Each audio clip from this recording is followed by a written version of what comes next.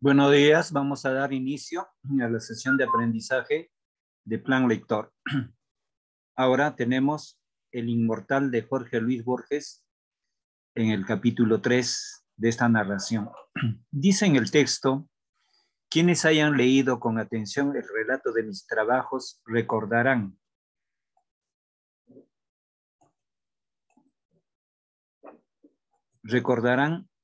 que un hombre de la tribu me siguió como un perro podría seguirme, hasta la sombra irregular de los muros cuando salí del último sótano.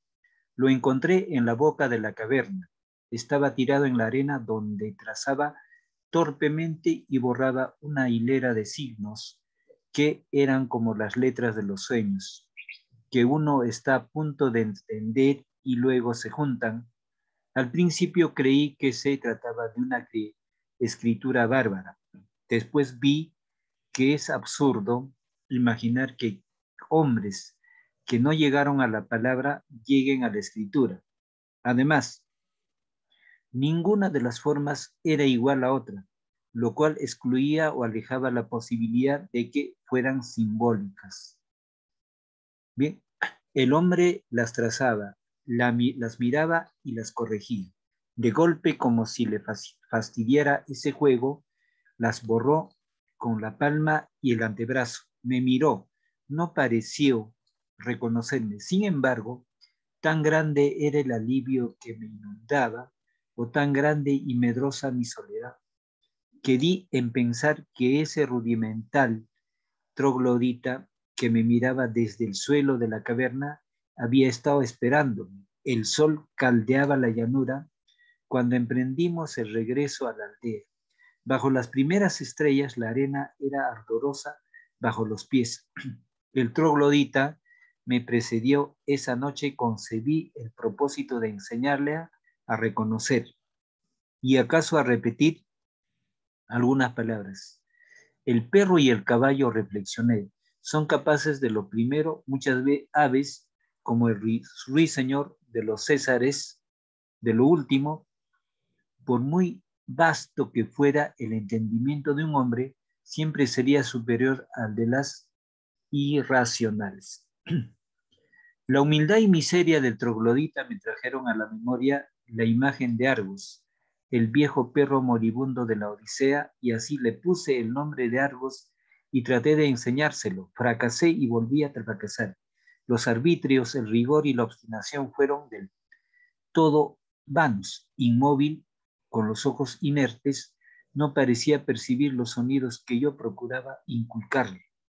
A unos pasos de mí era como si estuviera muy lejos, echado en la arena, como una pequeña y ruinosa esfinge de lava, dejaba que sobre él giraban los cielos, desde el crepúsculo del día hasta el de la noche. Juzgué imposible que no se percatara de mi propósito. A ver, el texto que estoy subrayando, el alumno Quispe va a leer.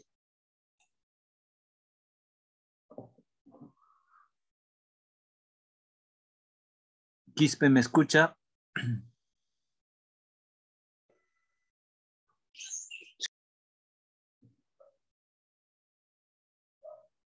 Empezamos con la lectura del texto subrayado o resaltado.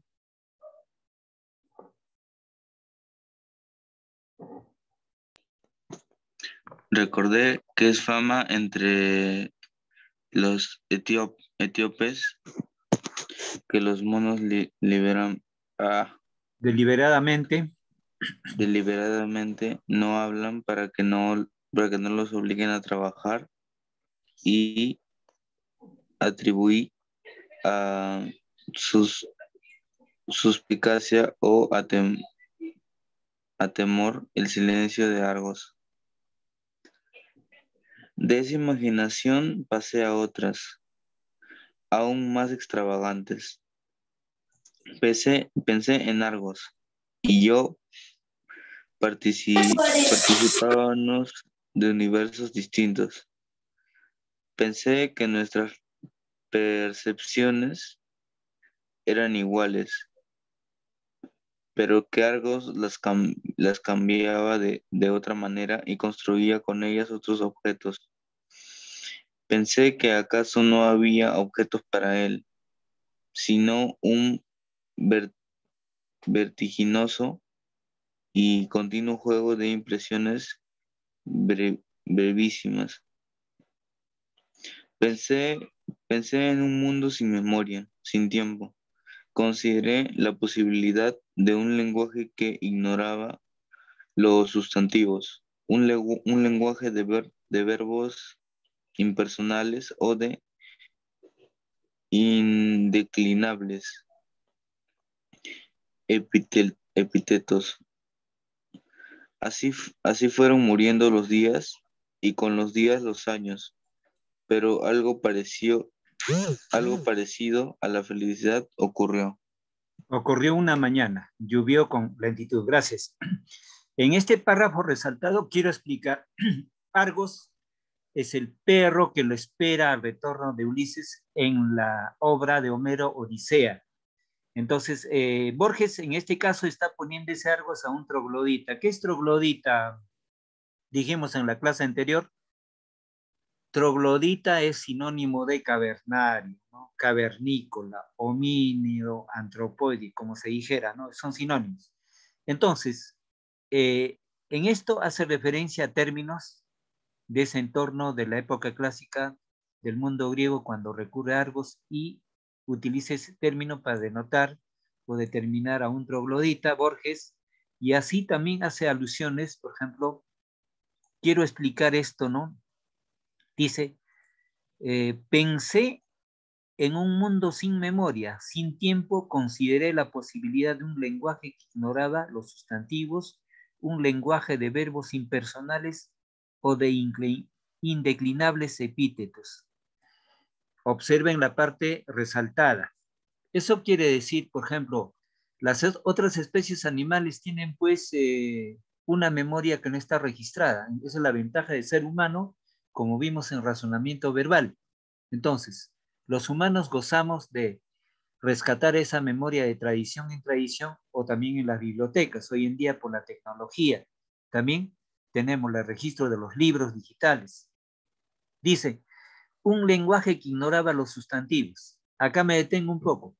En muchas lenguas de Australia solamente no tienen todas las categorías gramaticales. Hay lenguas que predomina el sustantivo, hay lenguas que solamente son verbos y hay lenguas que solamente es mediante interjecciones. Entonces a eso vamos acá, un lenguaje de verbos impersonales, ¿no? Un lenguaje de verbos impersonales, son pocos los verbos impersonales, porque el hecho de utilizar llover, nevar, enfriar o oscurecer, esos son verbos impersonales. Entonces, cuando dice epíteto, ¿qué es un epíteto? Un epíteto es una figura literaria que consiste en anteponer un adjetivo a un sustantivo. Bien, entonces, ahora en líneas arriba, nuevamente toca Argos. Aquí toca el autor Borges La Odisea. La Odisea es el segundo poema homérico más impresionante compuesta por este bate o rápsoda griego, bien, Homero, que vivió entre los siglos 7, 8 del mundo griego clásico, bien, antes del cristianismo. Entonces, también acá se da una referencia. El troglodita me precedió. Esa noche concebí el propósito de enseñarle a conocer y acaso repetir algunas palabras. El perro y el caballo, reflexioné, son capaces de lo primero. Bien, entonces, muchas aves, como el ruiseñor de los Césares, de lo último, por muy vasto que fuera el entendimiento de un hombre, siempre sería superior al de los irracionales. Bien, entonces, acá suele decirse que el hombre tiene una facultad humana superior a las otras especies, desde luego, en el razonamiento. Pero no exactamente eso, ¿no? Porque las otras especies tienen su propio lenguaje. Cuando hablamos de un razonamiento, eso es relativo a mi juicio, porque las aves rapiñas tienen un razonamiento, los cánidos tienen un razonamiento. Por ejemplo, el zorro, ¿acaso no razona para poder ingresar a un gallinero y coger la gallina más gordas, no utiliza un razonamiento, ¿no? Entonces, el perro o la araña utilizan un razonamiento. No será igual que el hombre, pero sí utilizan un razonamiento. ¿Para qué? Porque es una lucha constante de lo que es la sobrevivencia. Entonces dice, por ejemplo, el perro es el mejor amigo del hombre, desde luego, fiel desde luego, porque no lo habla, calla, solo ladra, y el zorro utiliza la astucia. El zorro es totalmente astuto. No solamente el zorro, sino las otras especies animales también son bastante astutas. Entonces, para las cualidades de astucia, una especie animal utiliza una base de razonar. La diferencia es que el hombre, su razonamiento lo registra en artículos, en documentos, como son los libros o estudios en el campo de la psicología. Esa es la diferencia que supera el hombre a las otras especies animales. Prosigo en explicado ese tema. Hasta aquí, ¿alguna duda, alguna pregunta? Hemos dicho que los cuentos de Borges es un continuo razonamiento para poder explicar, para poder entender. No es un cuento más de los comunes. Prosigo en la lectura. Las noches del desierto pueden ser frías, pero aquella había sido un fuego. Soñé que un río de Tesalia, a cuyas aguas yo había restituido un pez de oro, venía venía a rescatarme sobre la roja arena y la negra piedra. Yo lo oí acercarse. Acá hay una figura literaria.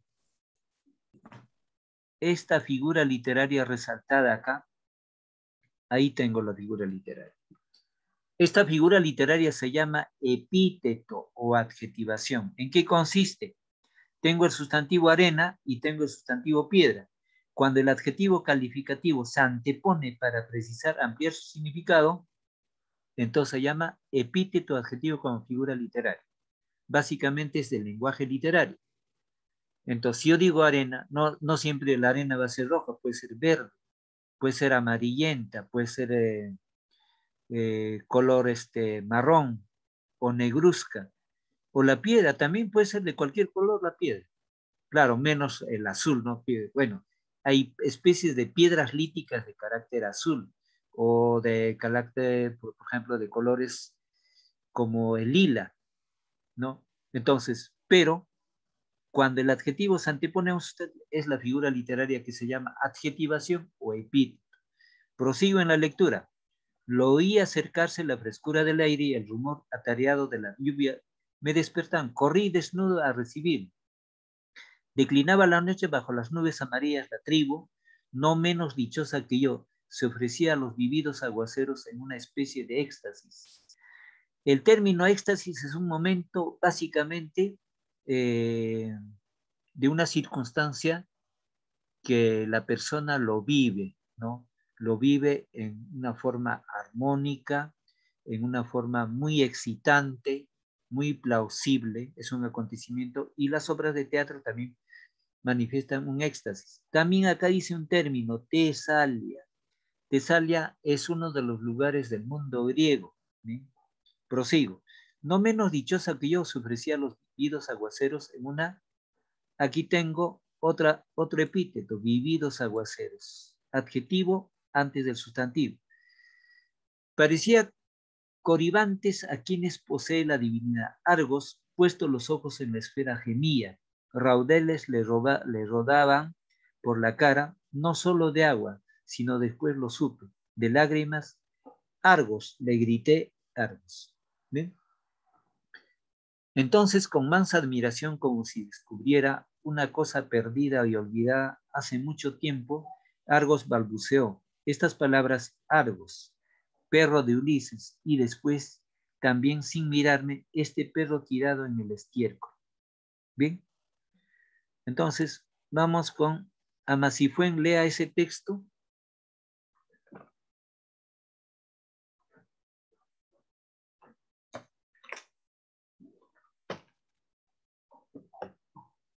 Morán, lea el texto resaltado. Fácilmente aceptamos la realidad, ¿acaso porque intuimos que nada es real? Le pregunté qué sabía de la Odisea. La práctica del griego le era penosa. Tuve que repetir la pregunta. Muy poco dijo, menos que el rapsoda más pobre. Ya habrán pasado 1100 años desde que lo inventé. Gracias. Entonces explico, ya en razonamiento verbal había explicado que es rapsoda. Rapsoda tiene como sinónimo aedo, ¿no? Aedo, cantor, poeta o bate con V. ¿Bien? Bate con B larga es otra cosa, bate con V es poeta. Entonces, en estos dos párrafos nuevamente hace alusión del poema homérico que es la Odisea. Bien, entonces prosigo en el capítulo 4 de esta narración. Todo me fue dilucidado aquel día. Los trogloditas eran los inmortales, el riacho de aguas arenosas, el río que buscaba el jinete, en cuanto a la ciudad cuyo renombre se había dilatado hasta el Ganges.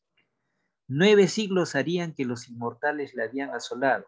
Con las reliquias de su ruina erigieron en el mismo lugar la desatinada ciudad que yo recorrí, suerte de parodia o reverso, y también templo de los dioses irracionales que manejan el mundo y de los que nada sabemos, salvo que no se parecen al hombre. Aquella fundación fue el último símbolo a que condescendieron los inmortales. Marca una etapa en que juzgando que toda empresa es vana, determinaron vivir en el pensamiento, en la pura especulación, erigieron la fábrica, la olvidaron y fueron a morar en las cuevas absortos. Casi no percibían el mundo físico. Entonces, aquí Borges está combinando elementos del mundo clásico como también escenarios geográficos o accidentes. Entonces, un medio geográfico, por ejemplo, el Ganges. El Ganges es el río sagrado de la India que atraviesa varios países, ¿no? Entonces, nuevamente habla de una parodia. Una parodia es una especie de réplica, una especie de copia. ¿Bien? Y luego dice acá, especulación. La especulación es una opinión, es un pensamiento muy particular a diferencia de otras. En muchas de ellas la especulación no tiene fundamento, ¿no? Entonces, erigieron absorto, absorto, sorprendido, estupefacto, ¿no? Entonces, acá viene una especie de antítesis en lo que es la condición de la ciudad perdida o la ciudad de los inmortales con los que habitan la cueva, ¿no? En un escenario. Diríamos que aquí enfrasca conocimiento o causas de muchas ciudades desaparecidas o deshabitadas del mundo clásico. En este caso, por ejemplo, la ciudad de los inmortales, desde luego que es una ficción, es una mentira. Bien, prosigo. Esas cosas Homero las refirió, como quien habla con un niño. También me refirió su vejez y el postre viaje que emprendió, movido como Ulises por el propósito de llegar a los hombres que no saben lo que es el mar ni comen carne sazonada, con sal ni sospechan lo que es un remo, habitó un siglo en la ciudad de los inmortales. Cuando la derribaron, aconsejó la fundación de la otra. Ella no debe sorprendernos. Es fama que después de cantar la guerra de Ilión, no, por parafraseo, la guerra de Ilión es Troya. Troya, de ahí viene el término la Iliada. Cantó la guerra de las ranas y los ratones. Fue como un dios que creara el cosmos y luego el caos. Bien. Sebastián va a leer el texto resaltado. Sebastián Palomino. Buenos días, profe. Ser inmortal es baladí, menos el hombre. Todas las criaturas lo son, pues ignoran la muerte. Lo divino, lo terrible, lo incomprensible, es saberse inmortal. He notado que, pese a las religiones, esa convicción es rarísima. Israelitas, cristianos y musulmanes profesan la inmortalidad, pero la veneración que tributan al primer siglo prueba que solo creen en él, ya que destinan todos los demás en número infinito a premiarlo o a castigarlo. Más razonable me parece la rueda de ciertas religiones del Hindustán. En esa rueda que no tiene principio ni fin, cada vida es efecto de la anterior y engreda la siguiente, pero ninguna determina el conjunto. Ya, gracias. Entonces, este párrafo resaltado, acá aparece un término baladí, ahorita con el cursor le estoy indicando. Baladí es algo, aquello que no tiene mucha significancia, no tiene mucha importancia, es cualquier asunto de la vida diaria. Entonces, por ejemplo, según Borges, ser inmortal es baladí, o sea que no tiene importancia. Entonces, también utiliza el caso de referencia a religiones, ¿no? Cuando dice, eh, todas las criaturas lo son, pues ignoran la muerte. Lo divino, lo terrible, lo incomprensible es saberse inmortal. He notado que, pese a las religiones, esa convicción es rarísima. Israelitas, cristianos y musulmanes profesan la inmortalidad. Desde luego que es relativo. Existe la inmortalidad en función al espíritu, o conocido también como lo llaman alma. La palabra alma o espíritu tiene varias denotaciones o significaciones. Entonces, tanto en la religión cristiana o otras, no se suele precisar que el alma o el espíritu es inmortal. El cuerpo físico es que tiene un tiempo y tiene que envejecer y desaparecer, ¿no? Entonces, entre la ficción y el mundo real, en porcentajes hay algo de verdad, pero relativizado, donde el entorno básicamente no siempre es una ficción. Bien, entonces, ¿qué más?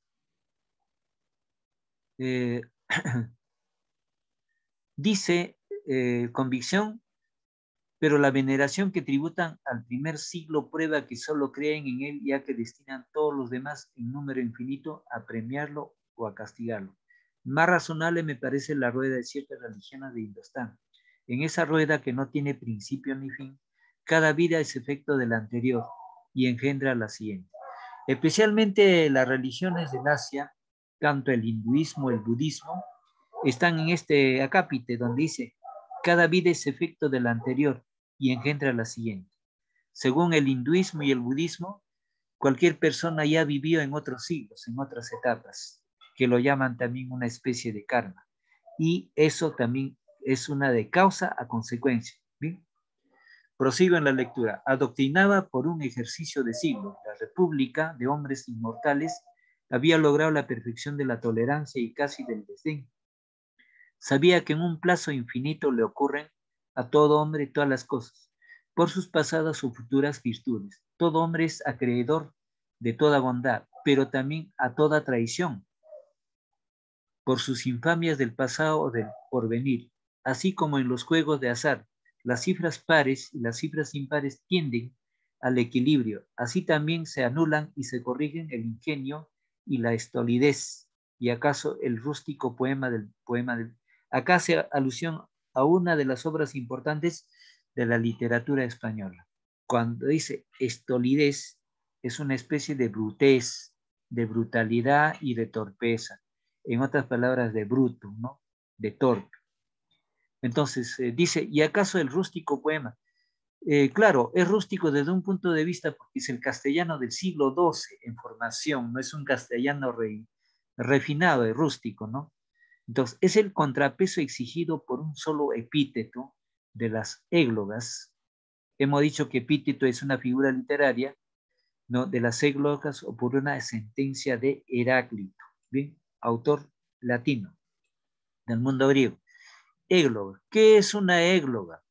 Égloga es una composición poética, ¿no? De la vida del campo, de la vida de los pastores, donde se describen elementos de la naturaleza, los árboles, el río, el riachuelo, las aves, los sonidos onomatopeyas, el sentimiento de los pastores. Esa es la égloga. Propia del Renacimiento, de esta corriente literaria del Renacimiento, donde emergen las églogas. Prosigo, o por sentencia de Heráclito, el pensamiento más fugaz obedece a un dibujo invisible y puede coronar o inaugurar una forma secreta. Sé de quienes obran el mal para que en los siglos futuros resultara el bien, o hubiera resultado en los ya pretéritos. Entonces, cuando dice ya pretéritos, quiere decir ya épocas pasadas, fechas anteriores, acontecimientos del pasado, escenarios del pasado. Encarados así, todos nuestros actos son justos, pero también son indiferentes. No hay méritos morales o intelectuales. Homero compuso la Odisea, postulado un plazo finito, con infinitas circunstancias y cambios. Lo imposible es no componer, siquiera una vez, la Odisea. Nadie es alguien. Un solo hombre inmortal es todos los hombres, como Cornelio Agripa, ¿no? Un personaje del mundo romano. Soy Dios, soy héroe, soy filósofo, soy demonio y soy mundo, lo cual es una fatigosa manera de decir que no soy. Bien. Fabricio va a leer el texto resaltado en voz alta. Fabricio Pacheco. ¿Está Fabricio? A ver, un voluntario. Ya, profe. Muy bien, Franco. Ok. El concepto del mundo como sistema de precisas compensaciones influyó bastantemente en los inmortales. En primer término, los hizo invulnerables a la piedad. He mencionado las antiguas canteras que rompían los campos de la otra margen.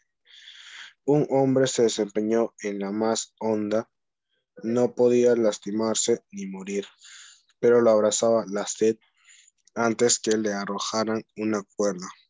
Pasaron 70 años. Tampoco interesaba el propio destino. El cuerpo es un sumiso animal doméstico y le bastaba cada mes la limosna de unas horas de sueño, de un poco de agua y de una piltrafa de carne, que nadie que quiera rebajamos a acetas. No hay placer más complejo que el pensamiento y a él nos entregamos. Gracias. Bien, entonces prosigo en el texto. A veces un estímulo extraordinario nos destituía el mundo físico. Por ejemplo, aquella mañana, el viejo goce elemental de la lluvia. Esos lapsos eran rarísimos. Todos los inmortales eran capaces de perfecta quietud. Recuerdo alguno a quien jamás he visto de pie. Un pájaro anidaba en su pecho. Entonces, acá, por ejemplo, en esta ficción, entre lo que combina Borges, autores, lugares, referencias y los posibles de ficción, en el caso de los inmortales, existe una cierta relatividad. Entonces, por ejemplo, si salimos a la ciencia, en la ciencia, de acuerdo a la ciencia, pues no hay un hombre inmortal, ¿no? Pero sí, la inmortalidad puede considerarse, de acuerdo a algunas religiones, que el espíritu sí es inmortal, pero para la ciencia no existe el espíritu, es todo lo físico, ¿no?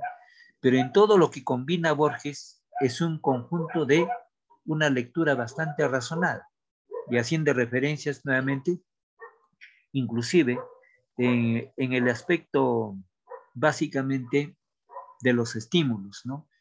Entonces, de los sentimientos. Cuando dice acá, por ejemplo, a veces un estímulo, cuando el mismo término estímulo ya enfoca al campo de la psicología.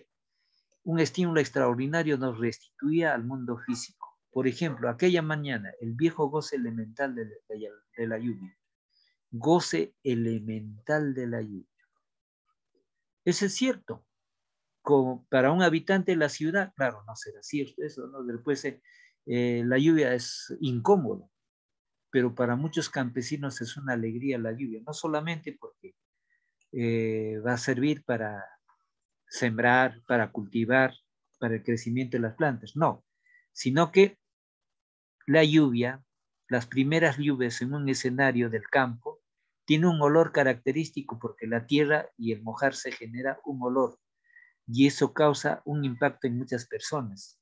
Esos lapsos eran rarísimos, todos los inmortales eran capaces de perfecta quietud. Recuerdo alguno a quien jamás he visto de pie, un pájaro anidaba en su pecho. ¿Bien? Entre los corolarios de la doctrina de que no hay cosa que no esté compensada por otra, el término corolario es un enunciado básicamente de condición hipótica, ¿no? en la teoría del conocimiento. ¿Bien? que no hay cosa que no esté compensada por otra, ¿no? Desde luego, esa es una verdad. Toda cosa está compensado por otra. Como muchas veces muchos críticos lo han dicho, todo lo que puede suceder a una persona no es por gusto, es para que saque provecho de ella, solo que muchos no lo sacan provecho, ¿no? Hay uno de muy poca importancia teórica, pero que nos indujo a fines o a principios del siglo X a dispersarnos por la faz de la tierra. Caben estas palabras: existe un río cuyas aguas dan la inmortalidad.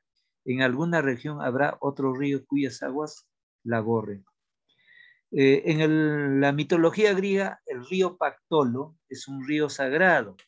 Entonces, ¿quién se bañaba en este río Pactolo? Según la mitología griega, se volvía sabio o podía convertir todo objeto que tocaba en oro o viceversa, tanto en una primera dosis, en un primer baño o en un segundo baño. Bien, pero es en el campo de la mitología. El número de ríos no es infinito. Un viajero inmortal que recorra el mundo acabará algún día por haber bebido de todos. Nos propusimos descubrir ese río, la muerte o su alusión, nada precisos y patéticos a los hombres. Estos conmueven por su condición de fantasmas. Cada acto que ejecutan puede ser último. No hay otro que no esté por desdibujarse como el rostro de un sueño. Entonces aquí cuando hace alusión al río, muchos autores muy importantes de la literatura como la filosofía hablaron sobre los ríos en relación a la vivencia del hombre y su creencia y su condición de vida que personifican. Es por eso que en el mundo hay muchos ríos, grandes ríos de respeto. Por ejemplo, en China, el río Azul y el río Amarillo, ¿no? Entonces, y en la India, el Ganges, ¿no? El Ganges es un río como si fuese un dios, ¿no? En el pensamiento de la religión hinduista o budista, y cada año tienen que bañarse ellos porque es un río sagrado. Y también hay otros ríos. También en el mundo clásico griego, según la mitología, habían ríos con tales propiedades. Aquí, todo entre los mortales tiene el valor de lo irrecuperable y de lo azaroso. Entre los inmortales, en cambio, cada acto y cada pensamiento es el eco de otros que en el pasado lo antecedieron, sin principio visible, o el fiel presagio de otros que en el futuro lo repetirán hasta el vértigo. No hay cosa que no esté como perdida entre infatigables espejos. Nada puede ocurrir una sola vez. Nada es precisamente precario. Lo elegíaco, lo grave, lo ceremonial, no rigen para los inmortales. Homero y yo nos separamos en las puertas del Tánger. Creo que no nos dijimos adiós. Entonces, en este cuento o en este fragmento, Borges nuevamente hace alusión al mundo griego en la presencia de Homero y en su obra La Odisea, donde el personaje es Odiseo Ulises. También hace referencia a Dilión, de Troya, pero también hace alusión en el entorno de la ficción de los inmortales. Pero figurativamente, ¿quién es el inmortal? No es la persona que vive un espacio de tiempo 30, 40 o 60 o 100 años y muere, entonces deja de ser inmortal, sino en cuestión de la conducta. Cuando hablamos de una tradición, por eso, en el cuento de Borges o en cualquier otra literatura está siempre presente lo real, lo imaginario y la fantasía. Pero en ese imaginario de lo que habla Borges, ¿no? Está la conducta del hombre. Cuando las tradiciones se cultivan de generación en generación, ¿qué es lo inmortal? Las tradiciones, ¿no? Entonces, el hombre ha muerto, pero sus tradiciones quedan, se siguen, entonces es inmortal, ¿no? Es igual, un hombre famoso hace alusión aquí, por ejemplo, a Agripa, o llámese el mismo Homero. Homero es inmortal. ¿Por qué es inmortal Homero? O cualquier autor importante. O llámese, por ejemplo, cualquier filósofo griego, cualquier escritor. O el mismo Borges, ¿no? El autor de este texto. Y es un inmortal. ¿Por qué es un inmortal? Es inmortal porque vive en sus obras. hasta que tenga una existencia de no sé de cuántos siglos nuestro planeta, se seguirá leyendo a Borges o cualquier otro autor. Entonces, por sus obras ya son inmortales, entonces se relativiza. O sea, todo tampoco es fantasía. Está en lo que es lo real y está entre lo que es la ficción. Pero entre ese lo real y la ficción hay algo trascendental que sí existe, ¿no? Pues vuelvo a recalcar. ¿Quién es el inmortal? El inmortal pues son las obras. ¿Quién no deja de hacer alusión a Sócrates, a Platón, más a Aristóteles en el tiempo? O cualquier otro personaje que ha escrito una obra importante, trascendental. Entonces ya son inmortales. O en el caso por ejemplo, de los ríos sagrados, el río Ganges de la India, el río Amarillo, el río Azul de China, no, el Volga de Rusia, no, el río Mississippi de Norteamérica, o el Amazonas de Sudamérica. Son grandes ríos y tienen sus propias peculiaridades, ¿no? Entonces, un autor que compuso esta novela, Siddhartha Gautama, ¿no? Dijo bien claro, en su obra hacía alusión, ¿no? Cuando Siddhartha recorre un río y se encuentra, Siddhartha dice, ¿no?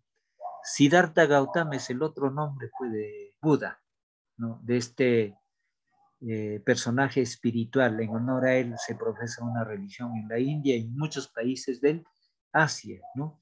Entonces, Siddhartha hablaba de que el río tiene vida, con el río se puede hablar, el río capta toda la vivencia del hombre, pero en un sentido básicamente figurativo, pero en ese lo figurativo también existe lo real.